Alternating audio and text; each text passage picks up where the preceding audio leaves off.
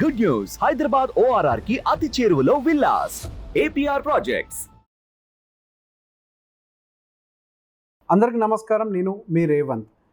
మనకి HDFC merger news అనేది అందరికీ తెలిసిందే. ఈ HDFC and HDFC bank merger అయిన తర్వాత ఒక సింగిల్ కంపెనీ కింద ఫార్మేషన్ జరిగిన తర్వాత ఇప్పుడు నిఫ్టీ 50లో ఒక ప్లేస్ ఖాళీ అయింది. సో ఆ ప్లేస్లోకి ఇప్పుడు ఎంటర్ అయింది LT మైంట్రీ. సో మైంట్రీ అనేది ఒక రకంగా చాలా స్ట్రాంగ్ కంపెనీ.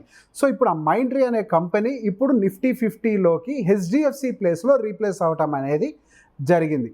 సో దీనివల్ల మైంట్రీకి ఏంటి అడ్వాంటేజ్?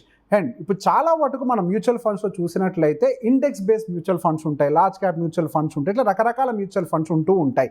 కానీ చాలామంది ఇండెక్స్డ్ బేస్డ్ మ్యూచువల్ ఫండ్స్లో ఇన్వెస్ట్ చేయడానికి ఇష్టపడుతూ ఉంటారు. అదేవిధంగా ఇండివిజువల్గా ఈక్విటీ ఫండ్స్లో, ఈక్విటీ అంటే స్టాక్స్లో ఇన్వెస్ట్ చేసేవాళ్ళు కూడా నిఫ్టీ 50 స్టాక్స్లో ఇన్వెస్ట్ చేసేందుకు కూడా ఇంట్రెస్ట్ చూపిస్తూ ఉంటారు. అండ్ అదేవిధంగా FIIs, ఫారెన్ ఇన్స్టిట్యూషనల్ ఇన్వెస్టర్స్ కూడా నిఫ్టీ 50 స్టాక్స్లో ఇన్వెస్ట్ చేయడానికి ఇంట్రెస్ట్ ఎక్కువ చూపిస్తూ ఉంటారు.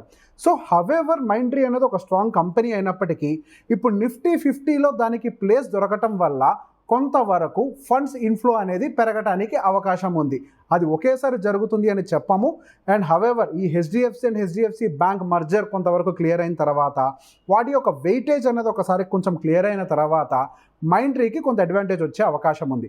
అండ్ దాంతోపాటుగా వెన్ కంపేర్ టు అంటే అదర్ కంపెనీ, ఒక కంపెనీ బయటికి వెళ్ళిపోయి ఇంకో కంపెనీ లోపలికి వచ్చినప్పుడు జరిగే అడ్వాంటేజ్ కంటే కూడా ఇప్పుడు కంపారిటివ్లీ ఒక 0.5% దీనికి ఎక్కువ అడ్వాంటేజ్ ఉండడానికి అవకాశం ఉంది. దానికి గల రీజన్ ఏంటి అని అంటే మ్యూచువల్ ఫండ్ కంపెనీ సహజంగా ఒక కంపెనీలో 10% ఆఫ్ దేర్ వాల్యూ కంటే ఎక్కువ ఇన్వెస్ట్ చేయడానికి రూల్స్ ఒప్పుకోవు. బట్ ఇప్పుడు HDFC అండ్ HDFC బ్యాంక్ విడివిడిగా దాదాపుగా 14% వెయిటేషన్ క్యారీ చేస్తున్నాయి.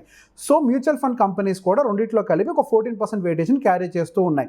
ఇప్పుడు ఈ రెండు ఒకటైతే ఒకటే కంపెనీ 14% అవుతుంది కాబట్టి రూల్స్ ప్రకారం 10% కంటే ఎక్కువ క్యారీ చేయకూడదు. కాబట్టి ఆ 4% అనే ఇది ఎక్స్ట్రా ఏదైతే ఉందో అదర్ స్టాక్స్లోకి స్ప్లిట్ అవ్వడానికి ప్రాబబిలిటీ ఉంది. సో ఈ కొత్తగా వచ్చినటువంటి మైంట్రీ, ఈ నిఫ్టీ 50లోకి వచ్చినటువంటి ఈ మైంట్రీకి కూడా ఇది ఒక పర్టికులర్గా అడ్వాంటేజ్ అయ్యే అవకాశం కూడా ఉంది. సో ఈ మైంట్రీలో ఇన్వెస్ట్ చేసే ముందు మీరు మీ పర్సనల్ అనాలిసిస్ కూడా చేసుకొని ఇన్వెస్ట్ చేయాలని కోరుకుంటున్నాను. Thank you very much.